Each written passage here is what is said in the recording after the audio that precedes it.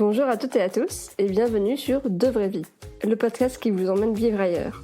De Vraie Vie, ce sont des conversations, des parcours de femmes qui ont osé partir pour se réaliser, mais également des questionnements, des astuces pour pouvoir partir à l'étranger et surtout une bonne dose de motivation pour vous dire que oui, c'est possible.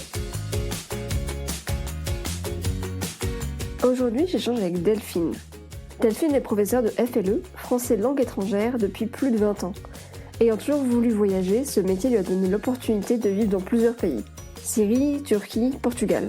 Avec Delphine, on a parlé de son métier, mais aussi de l'arrivée de sa fille dans sa vie et des changements auxquels elle a dû faire face. Je vous laisse découvrir son parcours. Bonne écoute!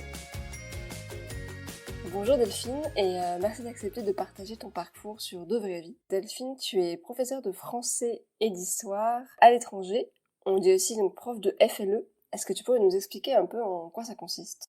Alors, prof de français et langue étrangère, prof de FLE, ça consiste à donner des cours de français pour faire apprendre le français à des élèves étrangers, donc que ce soit en France ou à l'étranger. D'accord. Donc pour commencer, on va faire un petit bond en arrière.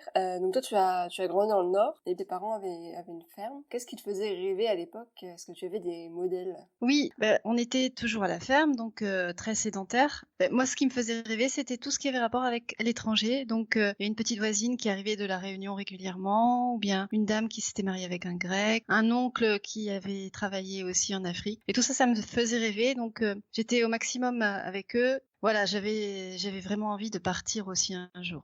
Voilà. D'accord. Est-ce que tu pensais que c'était accessible pour toi à l'époque ? Ou est-ce que c'était plutôt un rêve un peu lointain ? Non, je pense que c'était possible. On aimait bien faire aussi un peu de théâtre avec mes frères ou des amis et j'ai toujours pensé que j'allais le faire, oui.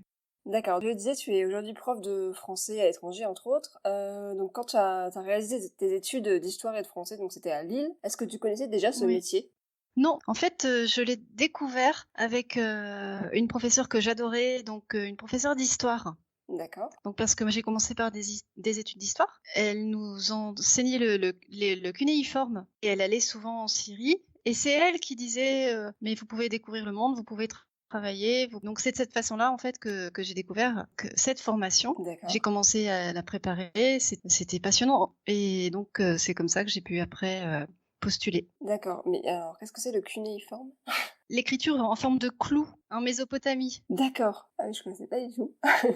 Donc c'est une formation, ça, tu disais ? Comment ça se passe, en fait, pour devenir prof de FLE ? C'est en lettres, c'est juste dans le cursus lettres. En licence, c'est un module et ensuite c'est une maîtrise. On peut aussi faire donc le master 2 après. D'accord, donc il n'y a pas une formation spécifique à faire pour devenir prof de FLE, faut juste une maîtrise. Il y a plusieurs possibilités. On peut aussi avoir une formation avec l'Alliance française. Pas le niveau minimum, il faut un minimum un master, c'est ça ? Alors on peut être recruté avec la licence, mais en général, oui, il faut plutôt le master. D'accord, donc un master, et puis on peut postuler directement en ligne, du coup, sur le site de l'Alliance FLE, c'est ça ? Et puis sur des sites qui sont dédiés, donc fleu.fr, Français dans le monde aussi propose des postes. Voilà, il y a plusieurs sites en fait. Très bien. Petite question, est-ce que pour toi le fait de pouvoir voyager ou d'habiter dans un autre pays, avec ton travail, ça a toujours été une volonté, ou finalement c'est venu avec le temps et c'était plutôt une opportunité que t'as saisie ? Non, je voulais vraiment aller vivre à l'étranger depuis très longtemps. Donc là, c'était une manière. C'était par ce biais que je pouvais le réaliser. En plus, les postes que j'avais à chaque fois à l'étranger vraiment étaient formidables. J'aimais vraiment beaucoup plus que ce que je faisais en France. C'était plus varié, plus animé, plus ludique. D'accord, ouais. Et puis en plus, t'as la possibilité de voyager un petit peu dans le pays et puis aux alentours, tant que t'y es, donc plutôt sympa. Oui, plus ou moins, parce qu'en général, quand même, on a pas mal de travail. J'avais des petits soucis de santé aussi, mais oui, ça permet quand même, voilà, de partir, de rayonner un petit peu autour, à l'intérieur du pays et près du pays. C'est important de le dire aussi que t'es dans le pays pour travailler, pour enseigner une langue, et j'imagine que tu dois t'adapter aussi avec un petit peu les règles du pays, au niveau des horaires, etc. On y reviendra plus en détail Oui. après. C'est vrai il faut pas oublier qu'on est là pour travailler aussi dans un premier temps. Donc si on revient un petit peu sur ton parcours, tu me disais, donc c'était à 23 ans, je crois, tu réalises ton premier voyage en Italie avec une amie, donc tu pars 2 semaines.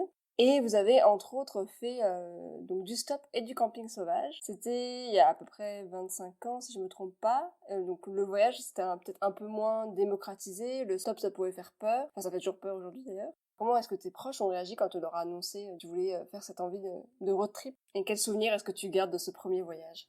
Alors, donc là, c'était vraiment le premier voyage indépendant. C'était un peu vécu comme une fête pour toutes les deux, en fait, pour mon amie aussi. On est allé en Italie parce que elle apprenait l'italien. On a été assez discrète, en fait, auprès de nos proches par rapport à ce qu'on a dû faire finalement sur place. Le souci, c'est que on n'avait pas pris assez d'argent, on n'avait pas mesuré à quel point la vie était chère en Italie sur place, au niveau des logements et puis même donc après au niveau du transport. Il fallait faire face à la situation et on a campé dans les vignes ou bien dans des jardins. Et sans tente, on était vraiment qu'en train de regarder le ciel, les étoiles. Et pour le stop, ça a été aussi amusant. Les gens qui nous acceptaient étaient vraiment très sympathiques.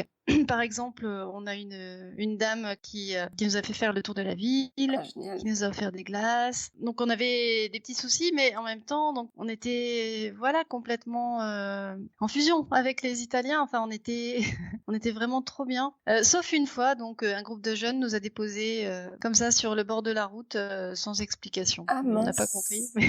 Ok, bon, c'est dommage. Donc c'était plutôt en fait une réaction au fait que vous aviez pas pris assez d'argent et ça vous a ouvert de belles opportunités en fait. Voilà, donc ça nous a fait faire de belles rencontres.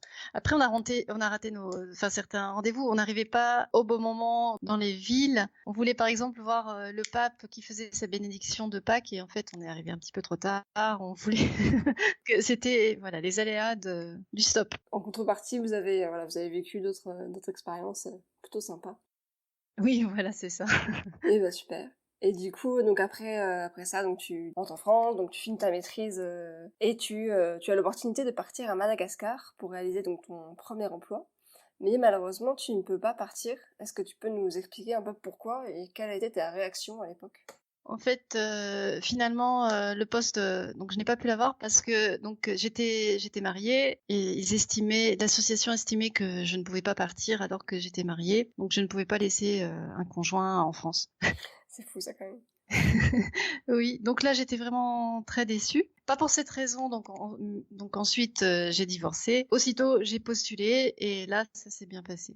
Et donc je suis partie en Syrie. Donc tu es partie avec une autre association par la suite. Donc c'est donc dans le cadre d'un détachement en tant que prof de français et histoire en Syrie. Donc c'est une association catholique. Donc raconte-nous un petit peu comment ça s'est passé. Ça a été assez surprenant. On avait une carte de religieuse en fait qui n'était pas tout à fait vraie non plus. Mais il fallait se consacrer vraiment à ce travail. Bon, c'était un petit peu compliqué au niveau des personnes qui nous recevaient. Donc, par contre, au niveau de la rencontre avec les Syriens, c'était vraiment formidable. Moi qui faisais des études donc d'histoire ancienne, j'étais vraiment dans mon élément. Parcourir les sites archéologiques et puis les musées. C'était vraiment le bonheur à ce niveau-là. Et donc c'était sympathique aussi au niveau des étudiants. Après j'ai eu un petit accident et j'ai dû être rapatriée en France. D'accord. Alors on va y revenir juste après. Est-ce que tu peux juste nous dire si lorsque tu es arrivé du coup en Syrie, parce que finalement c'est ton premier voyage hors d'Europe, est-ce que tu peux nous dire si tu as eu un choc culturel? Est-ce qu'il y a des choses qui t'ont vraiment marqué? Et puis si c'était difficile peut-être de s'acclimater ou si ça a été très bien? Je connaissais déjà la Syrie en fait. J'étais allée en vacances D'accord, ok. avant. Enfin, je n'ai pas du tout eu de choc culturel. Au contraire, je connaissais bien. Je connaissais déjà un petit peu la langue aussi. Non, j'étais vraiment dans mon élément. C'était un des pays dont je rêvais et voilà, je vivais mon rêve. C'était vraiment un très grand bonheur à ce niveau-là. Donc, mais le souci, c'était les personnes qui nous accueillaient et qui n'étaient pas dans cet état d'esprit-là. Donc ils étaient ils se considéraient comme une minorité qui devait survivre dans un monde qui n'était pas toujours positif pour eux. On nous avait dit par exemple de ne pas parler aux musulmans, ce qui est compliqué dans un pays. Oui. D'accord. Bon, et donc tu le disais, tu as eu du coup après un problème de genou et donc tu as dû être rapatrié en France malheureusement. Comment donc ça s'est passé? Et puis après, il me semble que tu as l'opportunité de retourner en Syrie sur un site de fouille. Tu peux nous raconter un petit peu? Oui, bah, je suis rentrée en France, j'ai dû faire un peu de rééducation au niveau de la jambe. Et puis ensuite, donc, je suis repartie rapidement en Syrie malgré tout pour participer à des fouilles archéologiques. Donc j'étais ravie de découvrir comment ça se passait, se lever à 5 heures du matin, aller sur le chantier, répertorier les objets, etc. J'en avais déjà fait un petit peu en France, mais là, c'était vraiment, c'était le rêve absolu pour moi. Donc après, je suis partie en Turquie. Mais j'étais contente quand même, malgré tout. D'accord, ok. Ah, c'est une belle expérience. Tu le disais, ouais, tu repars du coup de Syrie et tu arrives en Turquie. Comment ça s'est passé du coup ton arrivée en Turquie? Quelles ont été tes premières impressions? Quand on passait, c'était très bizarre. Quand on passait la frontière donc entre la Syrie et la Turquie, je l'ai fait plusieurs fois, on avait l'impression quand même de changer de monde. Ça devait être subjectif, hein. Qu'on passait d'un milieu assez aride à des espaces beaucoup plus verts, on avait vraiment l'impression de changer de monde. C'est assez étrange. Puis après, j'ai pris l'avion et je suis assez vite arrivée à Istanbul, donc un vol interne. Après, tout s'est plutôt très bien passé en Turquie. On était très bien accueillis, donc avec un cadre très solide. La possibilité vraiment de travailler d'une façon beaucoup plus agréable. Donc là encore, donc tu arrives en Turquie pour travailler en tant que prof de FLE. Tu as été dans quel type d'école et qu'est-ce que tu faisais? Alors, donc c'est une ancienne école qui existe depuis 150 ans à peu près. Donc, il y a des écoles comme ça, des écoles françaises donc à Istanbul ou en Turquie. Ce n'est pas la AEFE, c'est juste des écoles turques où on fait beaucoup de français. L'objectif donc c'est d'apprendre le français aux petits turcs et puis aux grands après au lycéen. J'ai travaillé avec des tout petits et donc vraiment c'était formidable parce qu'on passait la journée à chanter, à jouer, à faire des jeux pour apprendre le vocabulaire en français, donc des jeux de rôle. C'était vraiment très bien. Et est-ce que tu as vu des différences du coup entre le système éducatif français et le système turc du coup? Oui, il y a un esprit un état d'esprit qui est différent. En Turquie, que ce soit des écoles privées ou publiques, il y a un état d'esprit qui est particulier. Donc, en début de semaine et en fin de semaine, donc on chante l'hymne national, on salue le drapeau, etc. Donc, il y a un état d'esprit assez patriotique qu'on ne connaît pas en France. Pour les écoles privées, on a aussi un cadre qui est assez agréable. Et les enfants, par exemple, ont le petit déjeuner à l'école, donc le repas du midi, le goûter à l'école toujours. Les plats sont vraiment typiques, traditionnels, c'est absolument délicieux. Voilà, c'est très agréable. Et puis on prend soin aussi des personnes qui arrivent comme moi. Donc il y avait quelqu'un pour m'aider à trouver un logement, pour m'occuper de la mise en place des factures, pour tout, même pour mon problème de santé aussi. J'ai été vraiment soutenue pour trouver les meilleurs spécialistes, les meilleurs hôpitaux. On prenait vraiment soin de nous. D'accord. C'est vrai que j'imagine quand tu arrives dans un pays comme ça où tu connais pas forcément, c'est vrai que c'est très important d'avoir quelqu'un qui t'aide, qui te soutient, qui te donne un petit peu les informations importantes. Oui, puis au début on arrive, on connaît pas encore la langue, donc c'était important, oui. Et du coup, toi, tu as appris la langue directement sur le tas, entre guillemets, ou tu avais déjà des bases un petit peu avant? Moi, ce que j'avais comme base, en fait, c'était c'était quelques mots kurdes, parce qu'on avait des amis kurdes en Syrie. Donc ça t'a quand même aidé pour démarrer, en fait, dans le pays. Oui, les 2-3 premiers jours, oui. Ok, donc tu travailles ensuite donc en Turquie pendant 6 ans. Et puis Oui. tu apprends que tu as une heureuse surprise, donc tu es enceinte. Est-ce que tu te poses des questions à ce moment-là et lesquelles? Quand j'apprends que je suis enceinte, donc je suis très contente, mais je me demande comment je vais pouvoir donc vivre en Turquie. Matériellement, ça devient compliqué parce que donc on n'est pas du tout aidé, donc comme en France. Et donc, il faut savoir se débrouiller tout seul donc face à ça. Donc tout s'est très bien passé, mais donc après la naissance de ma fille, j'ai été obligée d'accepter l'idée de rentrer en Ce France. que tu dis, on n'est pas du tout aidé, c'est-à-dire qu'il n'y a pas du tout de congé, voilà, il n'y a pas du tout de congé maternité mis en place. En fait, ça, c'était un peu ma faute. J'étais dans un contrat donc, de vacation, donc je n'étais pas à ce moment-là dans le cadre d'une école. En fait, si j'avais été dans une école française comme celle du début, il n'y aurait pas eu de souci. D'accord. Donc quand tu es rattaché à une école française, tu es encore sous le système français. Par contre, si tu fais des vacations, t'es sous le système local, c'est ça? Même si c'est le système turc, en fait, du moment que je suis dans une école, il n'y a pas de souci. Je suis couverte. Et je suis très bien couverte. Je l'ai vu quand j'avais le problème du début. Donc là, c'est parce que je devais prendre par moi-même donc une assurance privée. D'accord, donc là tu te dis, bon bah il faut peut-être que je rentre en France, donc tu décides de retourner donc dans le Nord, et à ce moment-là tu vas même y rester plusieurs années et acheter deux maisons. Et pourquoi donc tu prends cette décision finalement de venir t'installer en France, puisque finalement tu aurais pu juste décider de rester un petit peu en France et puis de retourner en Turquie après ta grossesse avec ton bébé? Donc dès le début, oui, je me demandais, j'avais vu comment fonctionnaient donc les écoles, et ce qui m'aurait gêné si ma fille avait dû aller donc dans ces écoles, bah, c'est justement cet état d'esprit patriotique.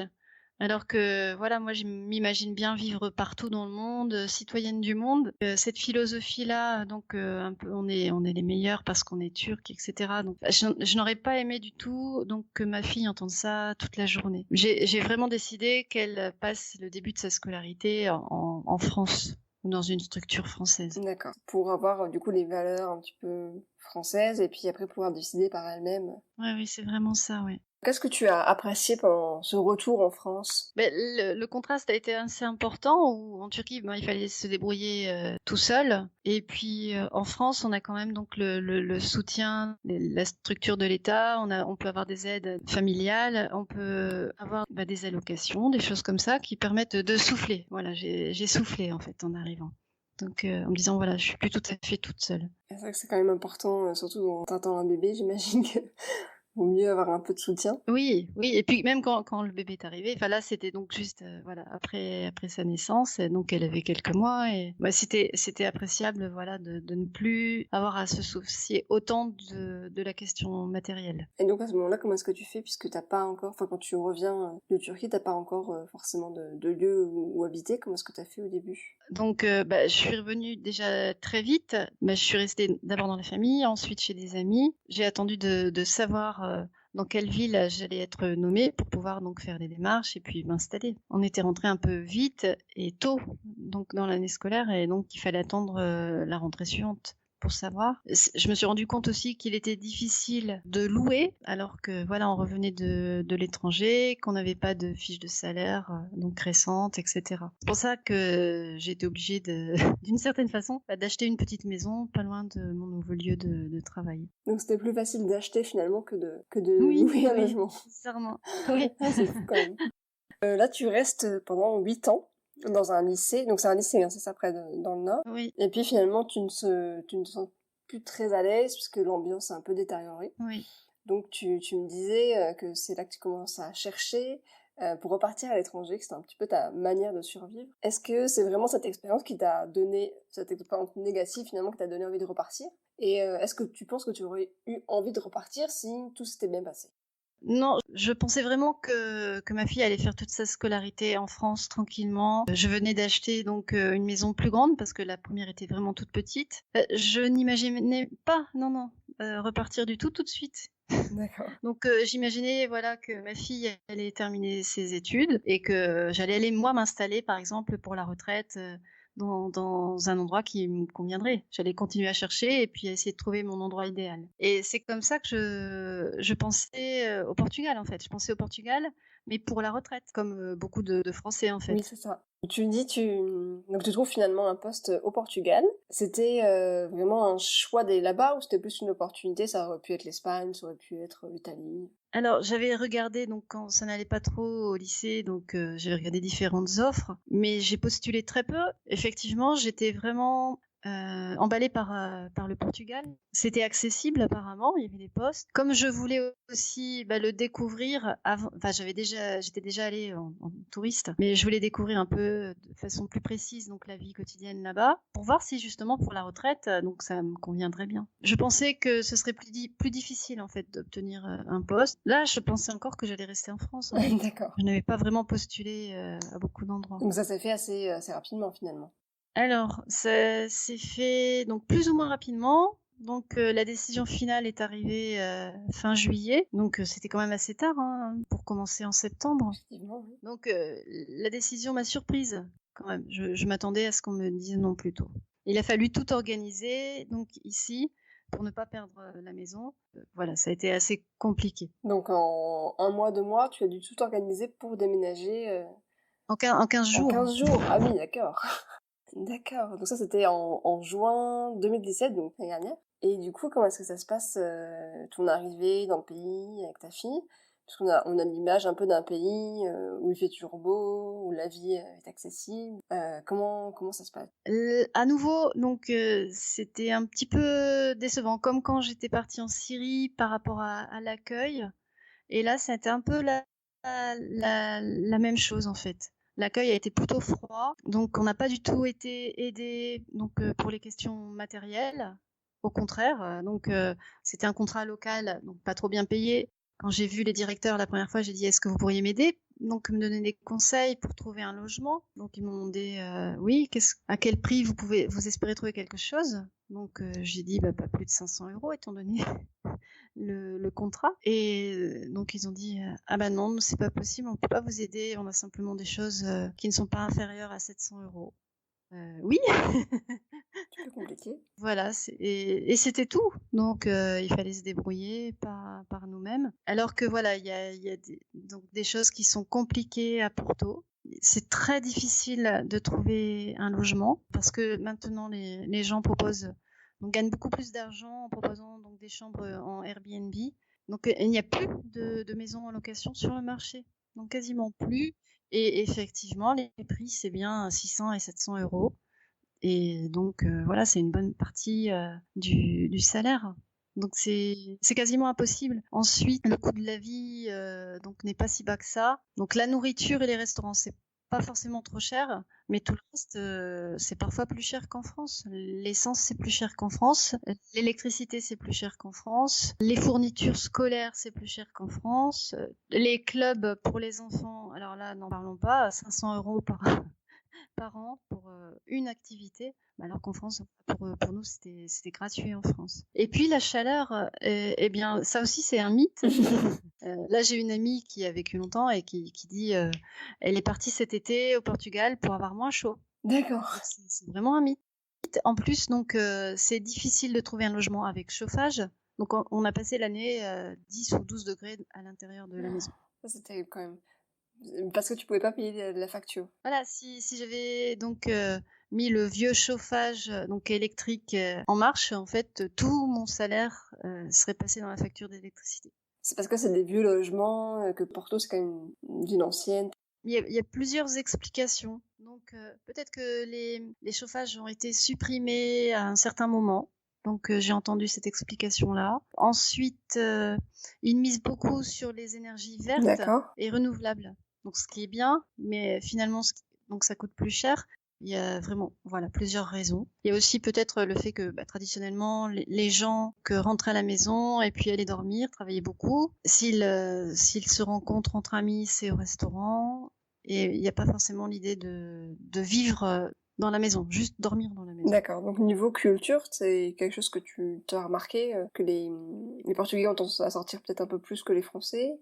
Oui, peut-être. Donc c'est parce qu'effectivement c'est la seule chose. Donc après on a eu beaucoup de soleil pendant très longtemps cette année. Profiter de la vie au Portugal, c'est aller au soleil et puis donc manger entre amis ou donc dans la famille. Et effectivement ça c'est ce qu'il y a de plus accessible. Le soleil quand il est là parce que donc Porto était réputé quand même pour la pluie. Et puis les restaurants qui sont à des prix abordables. C'est moins cher qu'en France, Oui, ça c'est clair. ça c'est vrai. D'accord. Et du coup, est-ce que tu aurais des conseils pour des personnes qui souhaitent partir s'installer au Portugal, au niveau des démarches, au niveau de choses?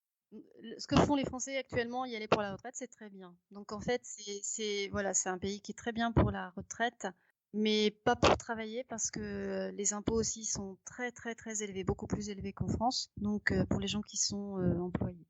Donc soit on y va pour la retraite, soit on y va en tant qu'indépendant, avec une plus-value. Il faut des travaux, donc un travail très spécifique qui permet d'échapper à ce régime-là.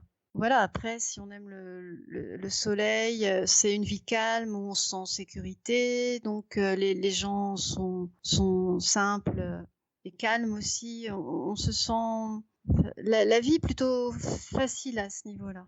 Donc, on peut mener à n'importe quelle heure du jour et de la nuit. Il n'y a pas de souci. Est-ce que c'est facile de rencontrer un petit peu des locaux ou même d'autres Français? Comment est-ce que tu as fait toi quand tu es arrivé pour faire un peu ton réseau? C'est facile avec les collègues. Donc après, les gens parlent facilement français ou anglais. Donc c'est assez facile aussi de commencer à parler avec les gens. C'est comme ça que j'ai pu me faire quelques amis. Je travaillais beaucoup. C'est combien d'heures par semaine au Portugal? Alors oui, c'est plus qu'en France. Donc si on compare les contrats donc d'un prof en France et d'un prof à Porto, on avait quand même 4 heures de plus. D'accord. Et puis, donc il fallait aussi préparer les cours, et donc ça demandait beaucoup de travail. Voilà, c'était un peu compliqué de pouvoir partir, donc visiter. On l'a fait un tout petit peu. Et pour ta fille, comment est-ce qu'elle a apprécié du coup cette expérience? Elle a adoré. Oui, elle a vraiment beaucoup aimé l'école. Donc, elle n'a jamais été malade parce que il faisait peut-être froid, mais c'était assez sain, je pense, avec un peu moins de vent que chez nous dans le nord. Elle a vraiment beaucoup aimé l'école. Elle s'y est épanouie vraiment. Et donc, elle avait ses copines. On les voyait de temps en temps le week-end aussi. Elle est vraiment ravie de son expérience. Super. Alors du coup, à la suite de ça, malheureusement, tu dois repartir pour des raisons, du coup, tu m'avais expliqué, qui sont notamment financières. Et donc, tu décides de rechercher un poste ailleurs, et puis t'en trouves un à Istanbul, enfin près d'Istanbul. Comment ça se fait que tu as décidé finalement de retourner en Turquie, alors que compte tenu de la situation actuelle également, alors que tu avais décidé de ne plus y retourner? Oui, donc je ne serais jamais partie directement donc de France en Turquie. C'était devenu complètement impossible. Il a fallu un cheminement assez particulier pour me dire que c'était à nouveau possible. C'était vraiment pas la priorité de départ en fait. Quand en Portugal, voilà, j'ai senti qu'au niveau du travail, on n'était pas donc chaleureusement accueillis. J'ai commencé à regretter et à comparer avec ce que j'avais vécu en Turquie à chaque fois pour tous mes postes, où donc l'accueil était vraiment nettement supérieur. Et j'ai commencé à comparer, et puis j'aime beaucoup Istanbul, de toute façon. Et c'est comme ça que petit à petit, l'idée a germé que il était peut-être possible de retourner en Turquie. Et donc, effectivement, ce qui est proposé, c'est beaucoup mieux qu'à Porto. Et je pense, voilà, que il n'y aura pas de comparaison possible entre ce que j'ai vécu au Portugal et puis la Turquie. Même si le contexte est particulier en Turquie. Et donc là, tu es en train de préparer un petit peu tout ce qui est administratif pour retourner dans le pays.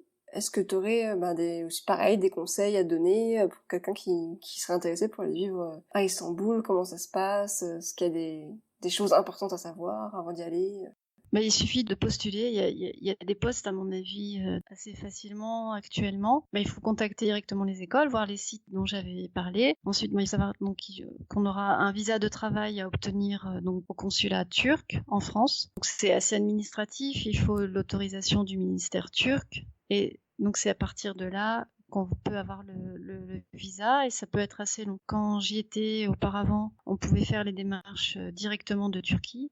Mais là, donc, il faut absolument obtenir le visa en France.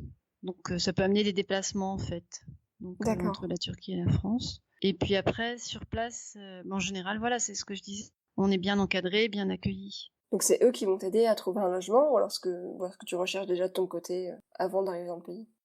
Alors, mais maintenant, c'est facile. Maintenant, je parle turc. Et donc, je sais sur quel site aller. Donc, il y a un site qui s'appelle saibinden.com où on voit assez vite donc quels sont les logements à louer ou à acheter, ou voilà, tout ce qu'on veut. Et on peut aussi trouver facilement des sites d'occasion pour trouver après pour l'ameublement de la maison. Et donc après, ça dépend vraiment des écoles. Après, j'étais sur place, donc quand j'arrivais dans une nouvelle école, de toute façon, j'étais déjà là. Mais en général, je déménageais à côté de l'école, et puis je le faisais assez facilement. Ça, il faut le demander pendant l'entretien à ce moment-là. D'accord, ok. Demander est-ce que quelqu'un pourra m'aider quand j'arrive, si je ne connais pas la langue. Et a priori, oui, ils vont faire quelque chose. Qu'est-ce que tu attends de ce retour dans le pays, enfin dans ce pays, et comment est-ce que tu imagines ton avenir? On y va donc pour approfondir aussi nos connaissances en langue turque. Pour ma fille, pour découvrir la culture turque. Voilà, on va se concentrer sur tout ce qui est positif. C'est un but éducatif et culturel.